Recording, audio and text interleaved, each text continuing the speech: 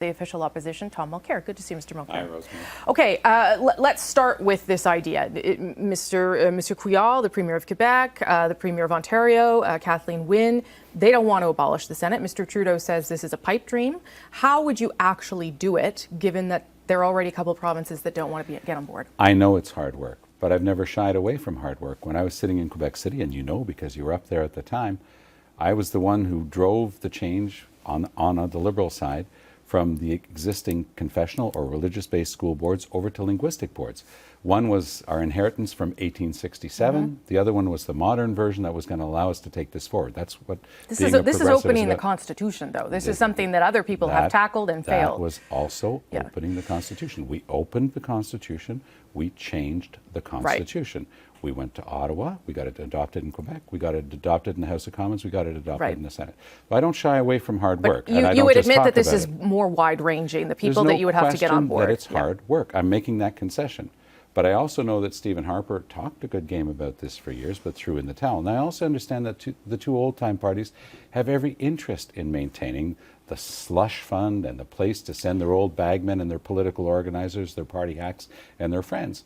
But the scandal that we're going through is getting reasonable people, and Brad Wall and I don't agree on a lot of things, but one of the things we agree on is that it is 2015, Rosemary, and it's high time we got rid of this unelected, unaccountable Senate. But you still haven't answered the question about how you would do it. What's the first step in the process of getting rid of the Senate? The first step is to get a mandate from the Canadian people in October. What does that mean? Just win the election? It means putting it on the table, front and center, as part of our offer to Canadians. If you vote for the NDP, you will have a government that will make it a priority to get rid of the undemocratic, unaccountable Senate. That'll be part of what we're offering Canadians. Then what do you do? Sit down with the provinces, like I've been doing for several years now. I have met with Brad Wall. I've met with other premiers. Are some of them recalcitrant? Sure.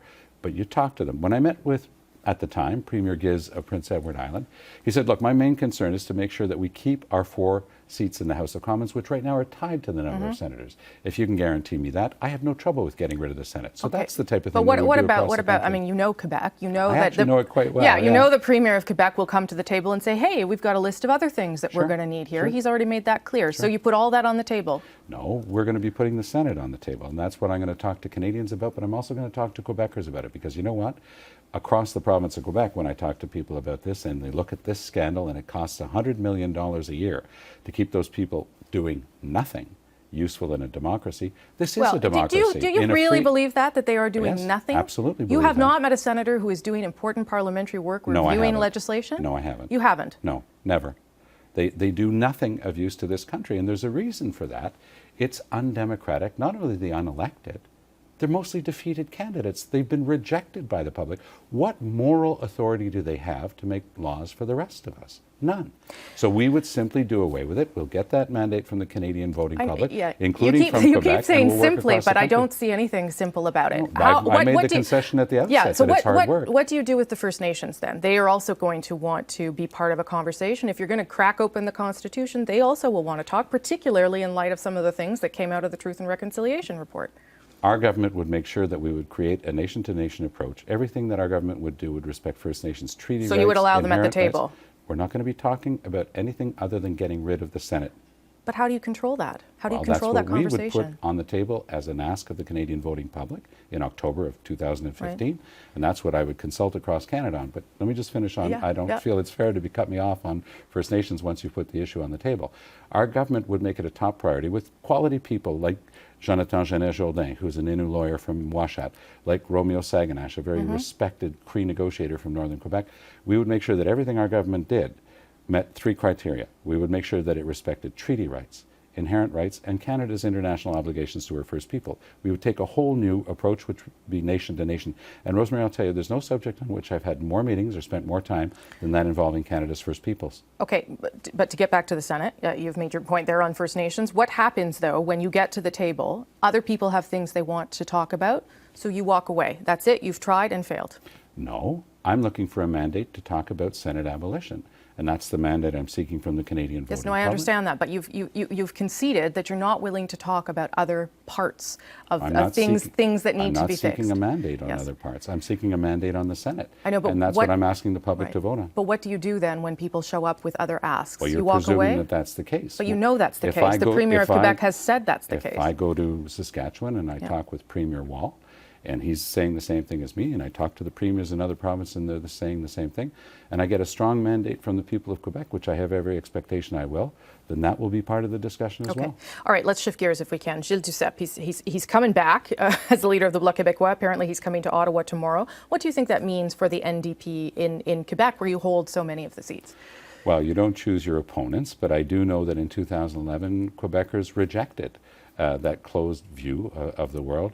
They want to get rid of the politics of fear and division and move towards hope and optimism. And we've got very concrete things that are on the table.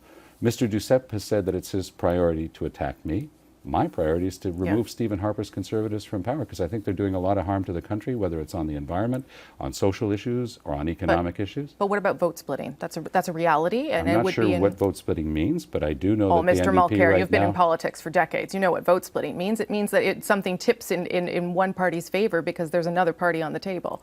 Not really. What I do know is across Quebec, Quebecers have shown extraordinarily strong support for the NDP, and for the first time in 25 years, Quebecers have voted vast majority for a Federalist party. Now, one of Mr. Duceppe's attacks against me today was to say that the NDP is constantly in favor of Canada.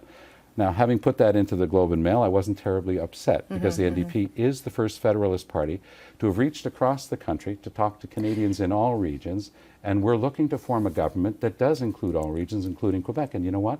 Quebecers are reacting very positively to us. So Mr. Duceppe is there. He's part of the landscape in the next campaign, but we're very confident in what we're doing. When you know, one of the lines that the Bloc liked to use was that they were those best suited to defend the interests of Quebec, and he said one of the things he said today was that the NDP really has done nothing to advance the particular interests of Quebec. What do you say to him? What have you particularly done? Well, the interests of Quebec include being part of this extraordinary country that is Canada. And we've been working hard to create winning conditions for Quebec in Canada and winning conditions for Canada in Quebec. Such as? That's what the Sherbrooke Declaration is all about. We've opened up the doors. Quebecers are participating fully as part of the official opposition. Right, but what would be a concrete example of something that you've helped to do? I'll give you an example.